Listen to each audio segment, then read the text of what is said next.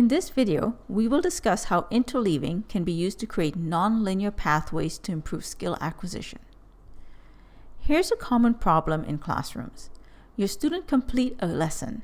It goes well, very well in fact. They even completed the diagnostic task and you are confident they have gained the expected skills from the lesson. But 2 weeks later, you give a test on the skill set and many of your students underperform. What happened? Did they forget their learning? Did they fail to study? Were they ignoring their homework? Oddly enough, the common explanations for this phenomenon are assumed to lie in the fault of the learner. But what if part of the problem lies with your program design? Let's look at an interesting study that might help us rethink this scenario. In an experiment, college students were taught math concepts over 2 weeks, followed by practice sessions. However, some students had practice sessions where the questions were batched together by concept. Other students had practice sessions where the questions were mixed randomly. The student scores on practice questions were recorded, and it showed that blocking questions by concepts improved the skill acquisition. But 1 week later, the students wrote a test for the very same concepts, and the results were not what most would predict. Students who practiced with mixed questions maintained their performance, but those who practiced with blocked questions saw their scores fall by almost 70%. How could this be? Was this a fluke? Several studies have been conducted on this phenomenon from kindergarten to medical schools, and the results are always the same. Students who mass practice perform better during practice sessions, but do not show the same long-term learning as students who mix or interleave concepts in practice sessions. But the question is, why?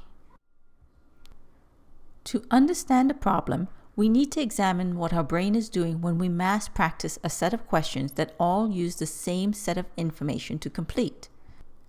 Every time your brain focuses on a question, you access information in your long-term memory and evaluate what might be useful to address the problem.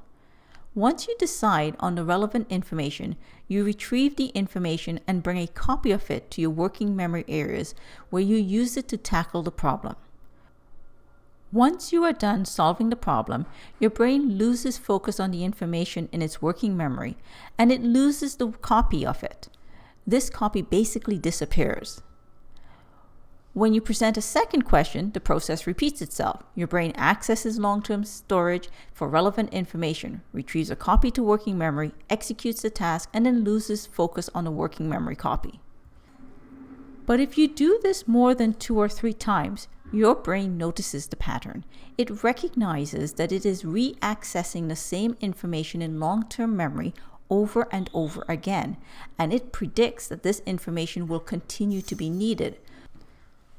So rather than wiping away the information from the working memory after each question, the brain decides to hold it in the working memory, keeping the working memory focused on the information so that it no longer needs to retrieve it. So as practicing continues, the process becomes more efficient since long-term memory storage no longer needs to be accessed and the information no longer needs to be retrieved.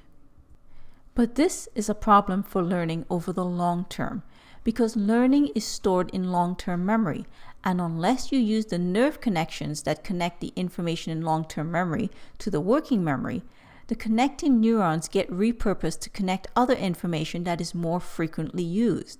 You only have a limited number of connecting neurons, so while you don't really forget information, it remains stored in long-term memory, you can lose your retrieval connections to the stored information. This is why so many students, when they're struggling to answer a question, later complain that they knew the answer when it was revealed to them. They do know it in the sense that they can recognize the information since it matches information in their long-term memory. But they don't have adequately strong retrieval neural pathways to access the information on demand when they're given a task. This is why mass practicing fails in the long term for learning. It encourages the brain to bypass accessing long-term storage and therefore fails to strengthen neurons that are required for retrieval. This means that the brain must not be allowed to predict what information is required for a practice question. and that will enforce it to continue to access long-term memory and strengthen the neural pathways involved in retrieval. This is why mixing or interleaving concepts, while slower for skill acquisition, maintains performance over extended periods of time. Interleaving practice uses and therefore strengthens retrieval neurons. So how do we create an educational program that promotes and uses interleaving? There are many such designs, but my personal favorite is to use a linear core design in which the lesson exploits the connections between core concepts and other concepts within the curriculum. In other words, teach to the connections in the curriculum. However, this takes a while to master. Personally, I have been revising my programs for 3 years now, and most of my courses are still a work in progress. When a course is well interleaved, it is difficult to spot the transitions between the units. It almost feels like the course is a seamless progression of interconnected skill building, where the students are progressing in a variety of pathways to a common core destination. However, to achieve this level of interleaving requires one to fully analyze all the connections within the curriculum, as well as the core themes and the skills, in order to create this level of interleaving while maintaining cohesion. So while this is a good goal, it is not the most accessible place to start learning how to interleave. An accessible place to start interleaving a course is to integrate rich tasks into your current program that exploits the connections between the units. These rich tasks act like cohesion points that consolidate skills and cause spaced retrieval practice of acquired skills. To see how this is done, we will look at a sample inquiry from the grade 11 biology course. Originally, this inquiry was a basic fetal pig dissection that addressed skills in the internal systems unit. However, by exploring how an understanding of morphological features were connected to other units in the course, we redesigned the inquiry in order to broaden the skills and concepts embedded in it. The new inquiry is a comparative anatomy lab.